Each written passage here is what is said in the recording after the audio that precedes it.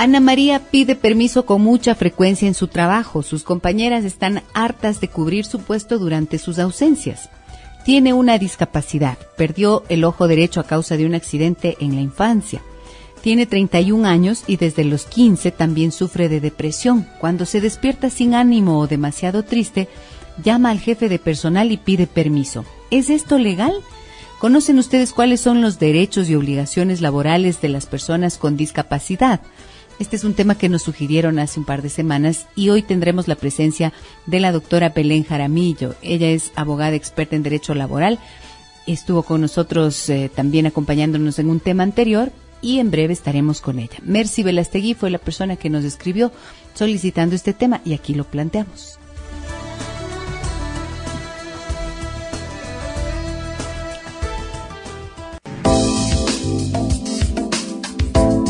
Orar es hablar con Dios.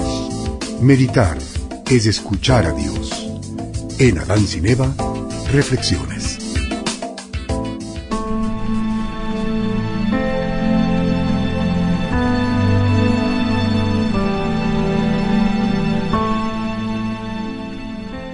La comparación es una enfermedad, una de las mayores enfermedades. Nos han enseñado a compararnos desde pequeños. Tu madre comienza comparándote con otros niños o con tus hermanos. Tu padre te compara, los profesores dicen, mira Juanito, qué bien lo hace todo, y tú no haces bien nada en absoluto. Desde que naces te enseñan a compararte con otros, y esto es una enfermedad, un cáncer que destruye tu alma. Cada individuo es único, compararlo es imposible. Simplemente yo soy yo y tú eres tú. No hay nadie en el mundo con quien puedas compararte. ¿Puedes comparar acaso una rosa con una margarita? No puedes, no hay cómo compararlas. Sabes que son diferentes, la comparación no es posible. En el ser humano no existen las especies, cada ser humano es único. Nunca ha existido un individuo igual que tú y nunca existirá de nuevo alguien como tú. Eres absolutamente único. Este es tu privilegio, tu prerrogativa, la bendición de la vida que te ha hecho único. Cuando empiezas a reconocerlo y aceptarlo, puedes empezar también a amarte.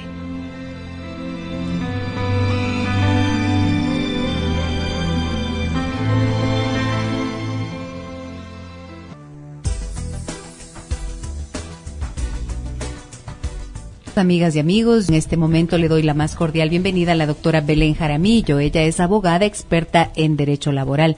Belén, un gusto tenerte en el programa nuevamente. ¿Cómo estás? Muchas gracias, Giselle. Un gusto igual estar contigo.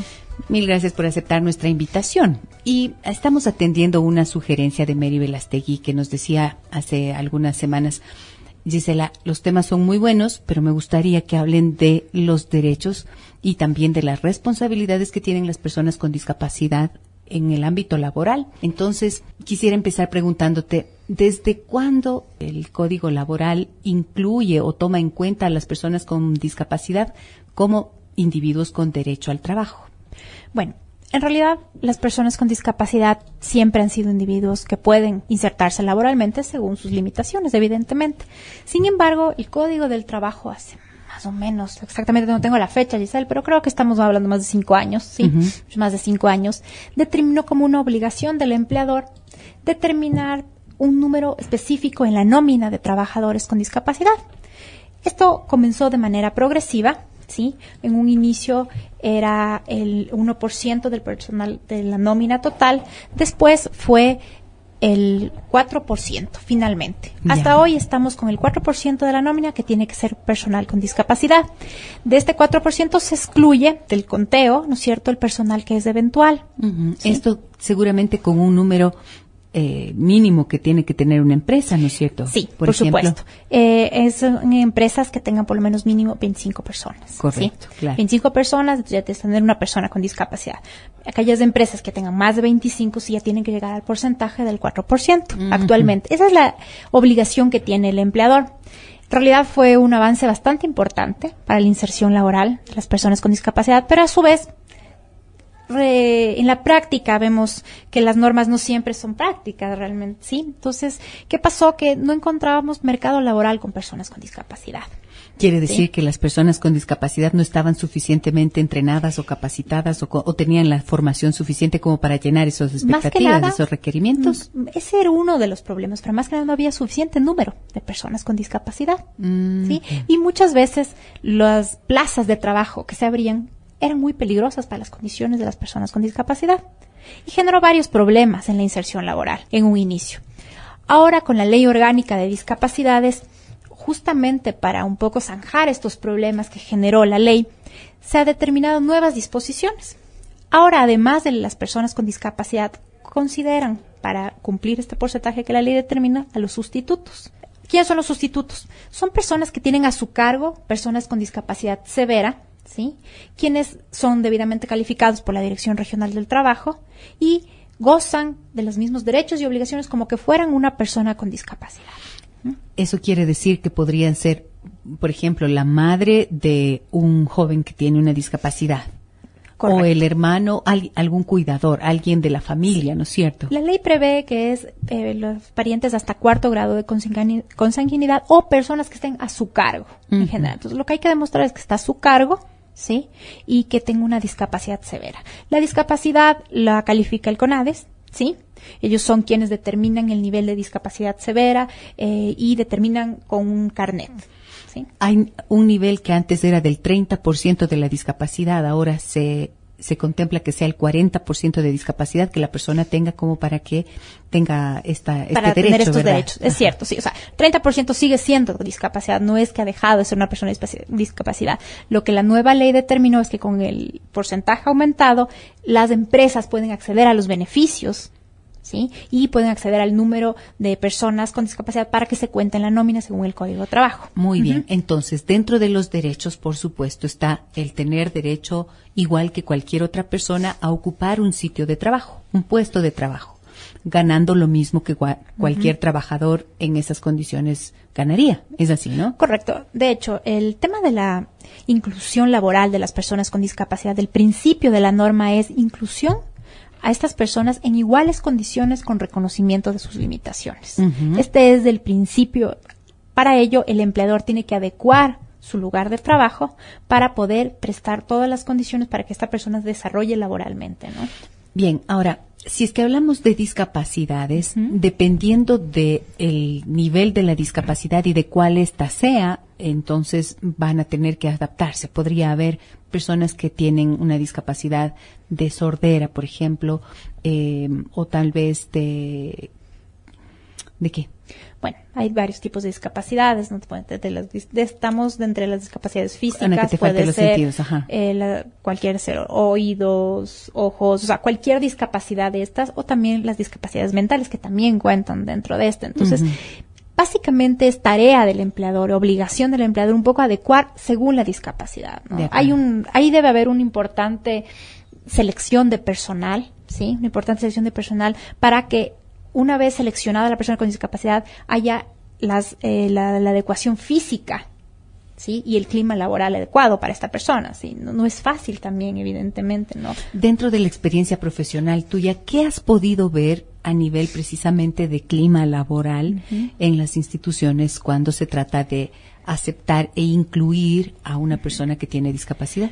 Bueno, básicamente, si bien esta norma no es tan nueva, lamentablemente todavía la sociedad no está tan educada como para tener una persona con discapacidad en su ámbito de trabajo. Tomando en cuenta que el ámbito de trabajo muchas veces es un ámbito de estrés, ¿sí? Depresión y demás. Entonces no es fácil manejar digamos, un ámbito así con personas con discapacidad. Evidentemente todo esto va a depender de la discapacidad de la persona, ¿no? Si tiene una discapacidad visual, por ejemplo, pero tiene todos sus sentidos, los demás sentidos muy bien, no pasa nada, es más fácil.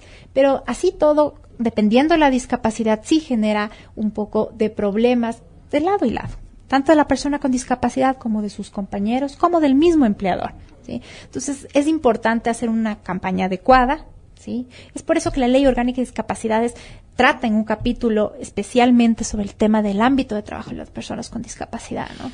Anita Sá en Facebook, que es nuestra página que nos pone en contacto, amigas y amigos, Gisela Echeverría Castro. Si ustedes tienen preguntas en esta tarde sobre este tema, pueden escribirnos, por supuesto, y también enviar mensajes al 9098. Anita Sá me dice lo siguiente: buenas tardes, Gisela.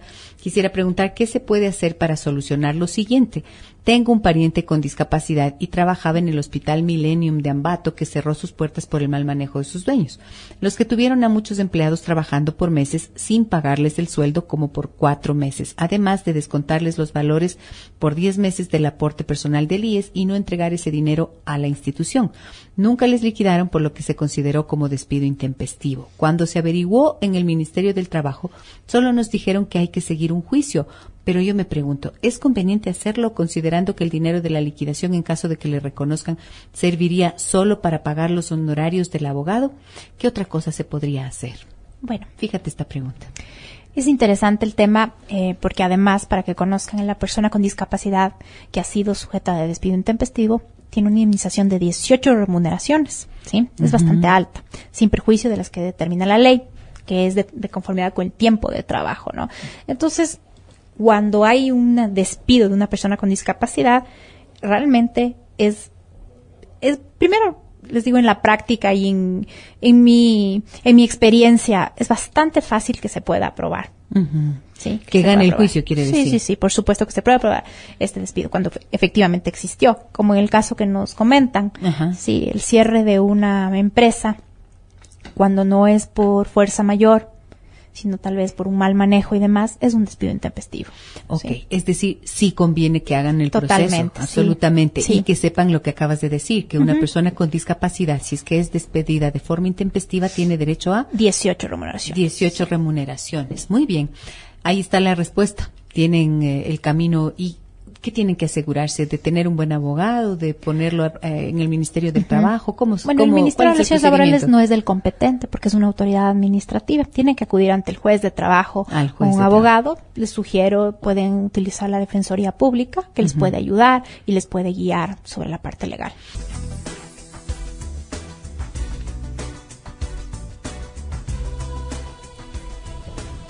¿Conoce usted cuáles son los derechos y también las obligaciones que tienen laboralmente las personas con discapacidad? De eso hablamos hoy con la doctora Belén Jaramillo. Belén, además del derecho al trabajo, de que las empresas adapten los espacios laborales y garanticen un ambiente laboral adecuado para las personas con discapacidad, ¿qué otro derecho les asiste? Bueno, dentro del ámbito del trabajo, la persona con discapacidad tiene derecho a que el empleador le pueda facilitar las veces que sean necesarias permisos para efectos de tratarse su enfermedad, su discapacidad o cualquier condición que devenga de esta, ¿sí? Este es un concepto un poco amplio que no está definido. ¿Cuál es la condición? ¿Cuáles son las circunstancias en que puedes o no puedes darle permiso? En general, al tener una ley tan amplia, como empleador, tú le das permiso siempre, solo por el hecho de ser una persona con discapacidad, ¿sí? Yeah. Entonces, lo importante es que esta persona también justifique médicamente su ausencia, ¿sí? O sea, porque así no se puede generar un abuso, como cualquier otro derecho, ¿no? O sea, que puede ser abusado. Entonces, el tema es, siempre y cuando tenga el justificativo adecuado, ¿sí? Okay. En el 9098, nuestro sistema de mensajes de texto me dicen lo siguiente: buenas tardes, en el asunto de los sustitutos se presenta carpetas para obtener trabajo y en la práctica esa ley no se da. La ley de discapacidades es una vil mentira, nos dicen acá en el 9098. Tú tienes, ¿nos podrías indicar, si es que tienes conocimiento de esto, Belén, cuál es el procedimiento que se sigue? Bueno, el procedimiento para la búsqueda de trabajo en los sustitutos. De los sustitutos. Lo que pasa es que este es un procedimiento interno que debería hacerlo talento humano en cada empresa, ¿no? Básicamente, cuando están buscando personal y encuentran una persona que tiene a su cargo una persona con discapacidad, tienen que hacer un trámite previo en la Dirección Regional del Trabajo. La Dirección Regional del Trabajo es la que va a autorizar que ese sustituto, ¿sí?, pueda actuar laboralmente en nombre de esa persona con discapacidad y debe cumplir una serie de parámetros, ¿sí?, demostrar que está a su cargo la persona con discapacidad, porque evidentemente al ser un tema tan complejo y dado que la política es la inserción laboral de la persona con discapacidad, Entonces, no es tan fácil que cualquier persona sea calificada como sustituto. Debe demostrar que en realidad está a cargo de una persona que tiene discapacidad severa, ¿sí? Entonces, solo cuando la discapacidad es severa. Sí. Sí. Entonces, tal vez por eso es que se considera que no es tan fácil entrar en calidad de sustituto, por esta calificación que se tiene, ¿no? Entonces, es un proceso que debe seguir y lo califica la Dirección Regional del Trabajo. 323-9002, si es que ustedes quieren hacer alguna consulta en esta tarde a la doctora Belén Jaramillo, amigas y amigos, son bienvenidas siempre sus preguntas. Acá quiero compartir contigo, Belén, este caso un poco tiene que ver con lo que mencionabas antes, el derecho a pedir permisos de acuerdo a la condición que la persona tiene. Seguramente por su salud mismo tendrá la necesidad de acudir al médico, pero decías tú, puede haber abusos. Mira esta historia, ¿no es cierto? Esta historia de Ana María. Pero antes de contarte esa, vamos a darle paso a la llamada telefónica que acaba de ingresar. Claro. Te pido que uses los audífonos, por favor. Adelante, muy buenas tardes. ¿Quién nos habla? Buenas tardes, con Luis. Luis, ¿cómo está usted? Bien, gracias por hacerle una consulta. Mire, cuéntenos, a la doctora, por favor. yo tuve un accidente, entonces a causa de eso estoy perdiendo mis ojos. Ya me han hecho varias cirugías, pero mi pregunta es si es que la empresa me puede indemnizar si no quedo completamente sano, o que puedo regresar a mi trabajo, todas esas cosas, doctora. Ok, Luis, muchísimas gracias por su consulta. ¿Qué nos puedes decir, Belén? Bueno, si es un trabajador que tuvo un accidente en el ámbito de trabajo, tiene que ser calificado ese accidente en riesgos de trabajo, como tal, ¿sí? Riesgos de trabajo le va a dar un subsidio según su nivel de disminución de capacidades laborales, o hasta inclusive le puede jubilar totalmente si es que su discapacidad es tan severa que ya no le va a permitir trabajar. No podría darle una respuesta clara porque tendría que conocer más detalles, pero si fue un accidente de trabajo, era la obligación de la empresa notificar para que riesgos de trabajo haga una investigación sobre este tema, ¿no? Muy bien, es decir, todo va a depender si es que fue dentro del trabajo. Por supuesto. Allí la compañía puede proceder de esta manera. Sí, o sea, tiene la obligación de hacerlo. De hecho, quien va a cubrir todos los gastos desde el IES, porque entendiéndose que es un trabajador que está afiliado al Seguro Social. En caso de no sea un trabajador que no está afiliado al Seguro Social, evidentemente el empleador es el que tiene que cubrir, ¿no? Muy bien. 323-9002 o 323-9004 me dicen que repita el número telefónico, así este es el número de la radio. Y la doctora Belén Jaramillo es nuestra invitada. Te iba a compartir este caso, decía yo, Belén. Ana María pide permiso con mucha frecuencia en su trabajo. Sus compañeras están hartas de cubrir su puesto durante sus ausencias. Tiene una discapacidad, perdió el ojo derecho a causa de un accidente en la infancia. Tiene 31 años y desde los 15 también sufre de depresión. Cuando se despierta sin ánimo o demasiado triste, llama al jefe de personal y pide permiso. ¿Es esto legal? ¿Es esto legal, Belén? Esto es un poco lo que decías, ¿no? Sí, justamente los permisos son destinados para tratarse, ¿no? Entonces tiene que demostrar la persona que está ausentándose al lugar de trabajo para poder tratar su impedimento, su enfermedad. En este caso, si fuese su depresión, tendría que haber un tratamiento, ¿no? O sea, no el hecho de que se sienta que porque es una persona con discapacidad tiene derecho a siempre ausentarse. Claro. ¿Sí? O sea, tiene que haber un justificativo y así el empleador puede proceder. Porque esto tiene unas implicaciones también, pues, en el ambiente laboral, ¿no es cierto? Mira, aquí quiero compartir algo yo con ustedes, de invitarlos a pensar en esto. Muchas veces, cuando la discapacidad existe, las personas difícilmente han logrado trabajar a nivel emocional, lo que significa la pérdida de uno de los sentidos o el sentirse diferente a las personas que sí tienen, por ejemplo, todos los sentidos o están en el uso total de sus facultades. Pero si es que esto no se ha procesado adecuadamente, del trabajo que yo he desarrollado con algunas personas y de lo que se conoce clínicamente hablando, hay unos resentimientos. Hay personas que tienen un malestar interno porque perder, por ejemplo, el sentido de la vista. Esta muchacha perdió el ojo cuando era niña, pero leyendo esto yo pensaba, ¿será que lo procesó? Y entonces la depresión es más grave que la propia discapacidad física, ¿no es cierto? Porque la depresión viene a ser una consecuencia de un enojo, de una ira y de una serie de sentimientos y emociones que no se han valorado y que no se han procesado, insisto, a nivel terapéutico. Entonces, claro, se genera un malestar en la persona y generalmente tienen también dificultades relacionales. ¿Qué piensas de esto que te acabo de decir, Belén? Es muy real.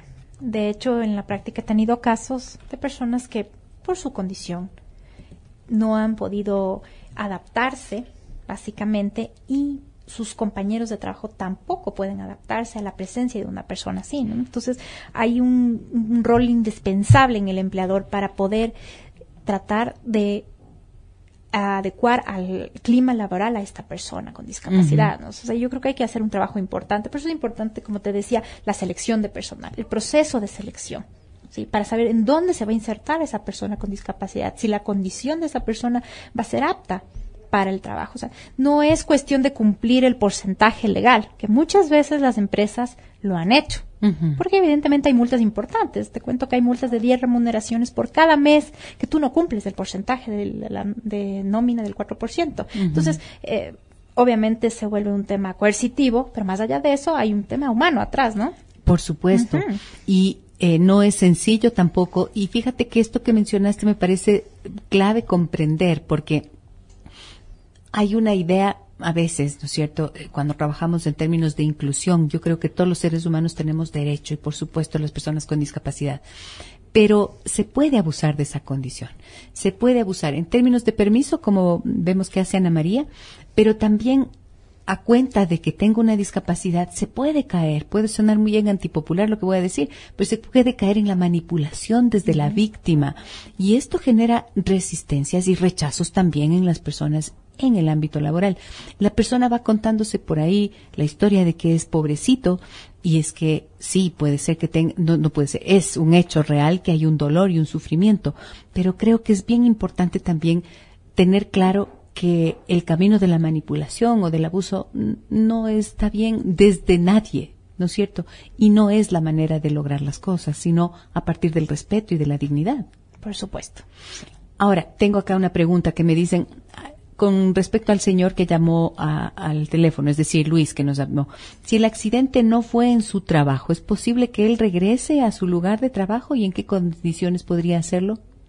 Bueno, si el accidente no es en el lugar de trabajo y si él está capacitado aún como para poder trabajar, sí puede regresar sin ningún problema, podría. La empresa tendría que darle esa oportunidad. O sea, la empresa en ese tema no tiene un poder de decisión frente a un accidente que fue fuera del ámbito de la empresa. O sea, es decir, si es una persona que ha vuelto después de su recuperación, la empresa le va a aceptar normalmente, o si decide prescindir sus servicios, tendría que despedirlo.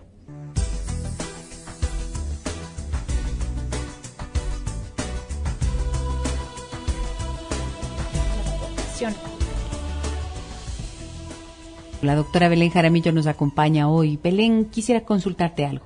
Cuando hablamos de responsabilidades y obligaciones de las personas con discapacidad en su ámbito de trabajo, ¿cuáles son puntualmente? Bueno, la persona con discapacidad tiene las mismas obligaciones que tiene cualquier persona, ¿sí? O sea, básicamente las obligaciones del empleador están determinadas en del trabajador están determinadas en el Código del Trabajo, ¿sí? Así que toda obligación de una persona con discapacidad es cualquiera que con una persona que no tenga discapacidad, ¿sí? O sea, quiere decir cumplir con un horario. Sí, tener con los niveles de calidad que se requieren en el trabajo. Ajá, justamente una persona con discapacidad inclusive está sujeta también a tramitar vistos buenos, por faltas reglamentarias, como cualquier otra persona. La remuneración es la misma, ¿sí? O sea, las condiciones laborales son las mismas. Lo único que hace el empleador es facilitar sus condiciones laborales. Ok, de ahí todo es igualito. Todo es igual, todo. Tengo una llamada al aire. Adelante, buenas tardes. ¿Quién nos habla? Sí, por favor. Lo que pasa es que yo tengo dos hijos con discapacidad que están trabajando actualmente en una empresa. El motivo de mi pregunta es saber qué se puede hacer con un supervisor de esa empresa que les está maltratando e incluso les está, ¿qué se puede decir? Amenazándoles con pegarles. Y realmente yo no sé qué hacer. No sé a dónde acudir. Ok, muchísimas gracias por su pregunta, mi señor. 2 hijos tiene este señor trabajando en una empresa. Bueno, aquí hay 2 instancias a las que el señor puede acudir. Ir al CONADIS, ¿sí? En un inicio el CONADIS va a requerir al empleador que tome todos los digamos, todas las prevenciones del caso para que no exista violencia dentro del lugar de trabajo de la persona con discapacidad, ¿sí? Esta es una instancia que respalda a la persona con discapacidad. Otra instancia que también le puedo sugerir es una mediación en la Dirección Regional del Trabajo, ¿sí? En la que se solicita la presencia del empleador, ¿sí?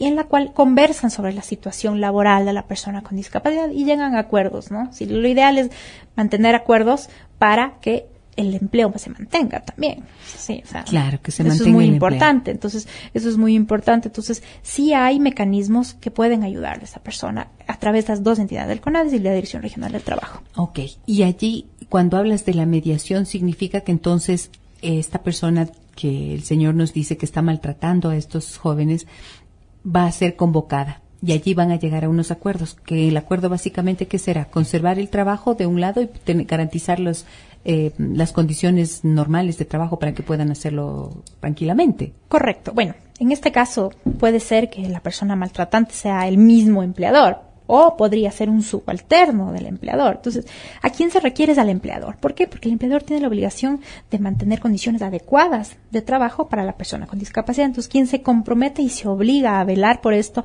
va a ser el representante, ¿no? El empleador per se. Siendo así, él va a estar muy atento a que no existe este tipo de violencia. Entonces, ahí pueden generarse los acuerdos y además es una alarma, porque mira, te digo también por experiencia, muchas veces el empleador no conoce de estas situaciones, porque no es fácil tratar con personas con discapacidad también, sí, y muchas veces como los mismos compañeros no conocen cómo tratarlo, cómo trabajar con él, suelen ser agresivos, ¿sí? Yeah. Entonces, el empleador tampoco conoce que esta persona, que su subalterno, que el jefe de área está tratando así. Entonces, es bueno, sí es importante poner en conocimiento de una persona que evidentemente va a tomar las precauciones del caso. Ok, muy bien. Clarísima la respuesta para usted, señor, que nos había llamado. No alcanzamos a escucharle su nombre. Tengo mensajes en el 9098. Lamentablemente me llegan vacíos y no puedo dar curso a esas preguntas. Termina uno de los mensajes, viene de un número telefónico terminado en 2983. Si quieren llamar al 323-9002, todavía nos quedan unos poquitos minutos. ¿Qué pasa con la jubilación de las personas con discapacidad, Belén? Bueno. ¿Cuándo se jubilan? ¿Cuánto tiempo tienen que tener de aportaciones? ¿Cómo funciona esto? Bueno, esto todo va a depender de la condición de discapacidad que tenga la persona, ¿sí? Y si la adquirió en el lugar de trabajo, por ejemplo, o sea, hay varias situaciones que hay que analizar, ¿no? O sea, podríamos analizar una condición de discapacidad adquirida en el trabajo por un accidente de trabajo, ¿sí? Evidentemente ahí va a entrar el seguro de riesgos de trabajo, le va a subsidiar, ¿sí? Y va a dar un seguimiento a su condición. Entonces, si la condición mejora, evidentemente se termina el subsidio y la persona se inserta laboralmente, normal, ¿sí? Yeah. No te puedo dar tiempos porque todo depende de la condición médica, okay. ¿sí? Lo que depende de cada caso. Depende de cada caso, es muy particular, ¿sí? Yeah. Bueno, eso en el tema de una discapacidad que sea adquirida por razones de un accidente de trabajo, demás, ¿no? Ahora puede ser, por ejemplo, el ejemplo de una persona que ya viene con discapacidad, ¿sí? Y que comenzó a laborar anualmente, pero se ha vuelto progresiva su discapacidad, yeah. ¿sí? Entonces, ahí no entra bajo el régimen de riesgos de trabajo, sino bajo el régimen del seguro general obligatorio, ¿sí? Uh-huh. El IES le jubila, pero también dependiendo de su nivel de discapacidad y demás. O sea, no te puedo, como te digo, no hay un tiempo, sí, lo que sí que tiene que haber, tener las aportaciones, de estar afiliado al IES, ¿no? Uh-huh. Tenemos una nueva llamada. Adelante, por favor. Buenas tardes. ¿Quién nos habla?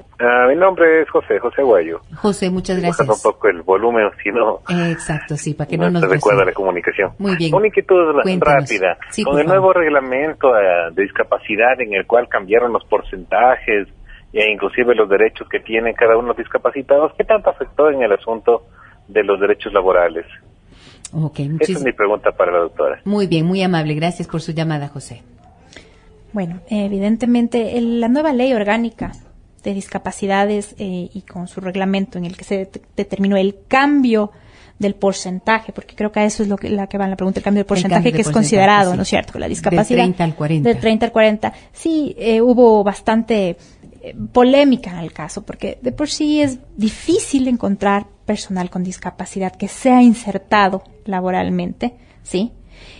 Y el personal que puede ser insertado laboralmente ya está. Entonces, el hecho que la brecha del porcentaje de discapacidad ha sido acortada, es ahora 40, provoca que sea más difícil el cumplimiento de las leyes. Ese es digamos, la consecuencia de este tema, ¿no? Entonces, esto quiere decir que, por ejemplo, si el 40% de discapacidad en la persona, ¿no es cierto? A eso se refiere, que claro, el nivel de discapacidad que tiene el individuo que va a ser contratado sea del 40% en cualquiera de sus facultades. En cualquiera de sus facultades. Y eso lo califica, como te contaba, el CONADES. Entonces, ya es más difícil. Entonces, lo que determina esto, la consecuencia es que es más difícil encontrar personas así, que puedan ser insertadas laboralmente, porque de existir personas con discapacidad, hay. Claro, va a haber muchas de esas personas con discapacidad, pero no van a cumplir, no van a estar capacitados para, en cambio, cumplir una tarea, un trabajo. Eso es. Por supuesto, no pueden insertar laboralmente. Entonces, ahí es el problema de los porcentajes que maneja la ley. O sea, no es cuestión de contratarle a una persona con discapacidad solo por llenar el cupo, sino cumplir el espíritu de la ley, que se inserte laboralmente, ¿no? Y eso significa también que el trabajo le da a la persona la oportunidad de sentirse productivo. Por supuesto. Es una realización personal. El trabajo es una fuente de realización, por lo tanto, no es solamente, como tú bien dices, llenar la nómina o cumplir ese cupo. Claro, sí, justamente como te comentaba al inicio, cuando la norma era tan cerrada y demás, muchas empresas lo hacían solo por cumplir el cupo. Y conozco casos de personas que empleadores contrataban personas con discapacidad, y las personas con discapacidad ni siquiera asistían al lugar de trabajo. Entonces, lo cual se convierte en un arma de doble filo también, porque esto es págueme porque tengo la discapacidad. Sí, págueme porque tengo la discapacidad, y por otro lado, considero que es humillante para la condición humana realmente, ¿no? Porque es una persona que puede desarrollarse. Así es. ¿Sí? Ok. ¿Alguna recomendación última para las personas que estuvieran en esta situación, si ven vulnerados sus derechos? Como les comentaba, hay dos instancias, puede ser el CONADES y la Dirección Regional del Trabajo, que les puede dar mayor información sobre cómo manejar estas situaciones con las personas con discapacidad. Belén, muchísimas gracias por la claridad de tus respuestas, los conceptos que nos has aportado en esta tarde. Te agradezco mucho por acompañarnos. A ti, muchas gracias. Amigas y amigos, nos vamos ya. Que descansen. Si van a salir, que salgan y se reencuentren con ustedes mismos y con la capacidad de que su cuerpo experimente relajación. No vayan como locos, ¿no? Por favor, cuidarse. Y si es que se van a quedar en casa, aprovechen pues para hacer limpieza, a veces para leer, para contactarse con la familia, para estar en paz. Ojalá que así sea. Un abrazo muy grande a todas y todos. Los espero 15:05. Soy Gisela Echeverría.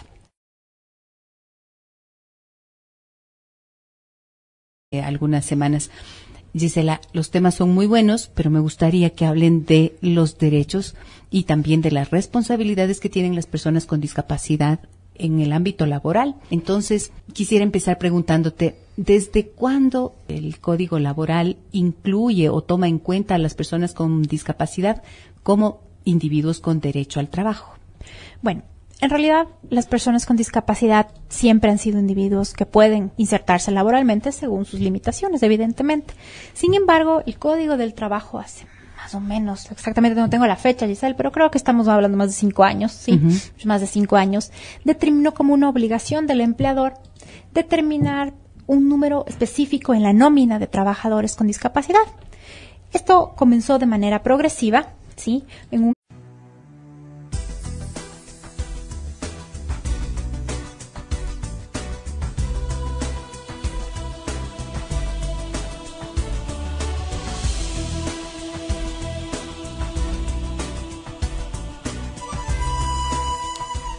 Ana María pide permiso con mucha frecuencia en su trabajo. Sus compañeras están hartas de cubrir su puesto durante sus ausencias.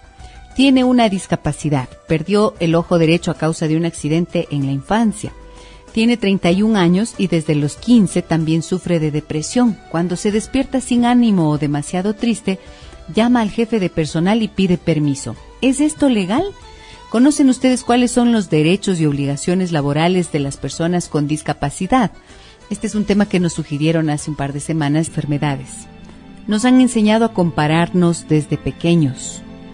Tu madre comienza comparándote con otros niños o con tus hermanos.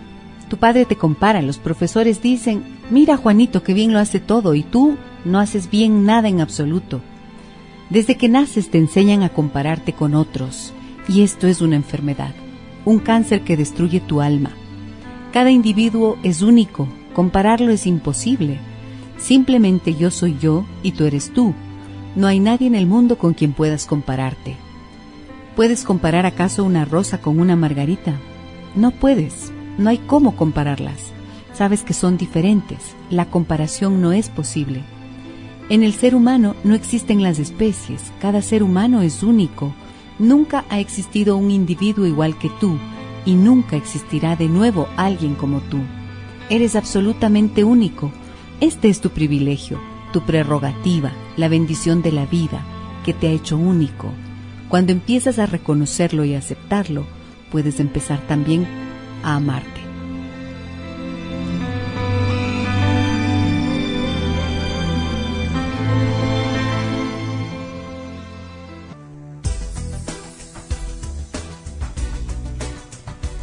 Amigas y amigos, en este momento le doy la más cordial bienvenida a la doctora Belén Jaramillo. Ella es abogada experta en Derecho Laboral. Belén, un gusto tenerte en el programa nuevamente. ¿Cómo estás? Muchas gracias, Giselle. Un gusto igual estar contigo. Mil gracias por aceptar nuestra invitación. Y estamos atendiendo una sugerencia de Mary Velastegui que nos decía y hoy tendremos la presencia de la doctora Belén Jaramillo. Ella es abogada experta en Derecho Laboral. Estuvo con nosotros también acompañándonos en un tema anterior. Y en breve estaremos con ella. Mercy Velastegui fue la persona que nos escribió solicitando este tema y aquí lo planteamos.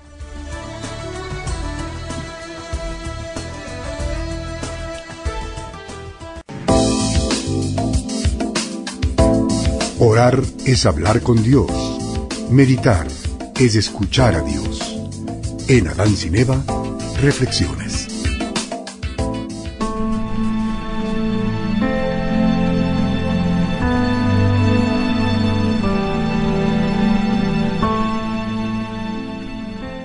La comparación es una enfermedad, una de las mayores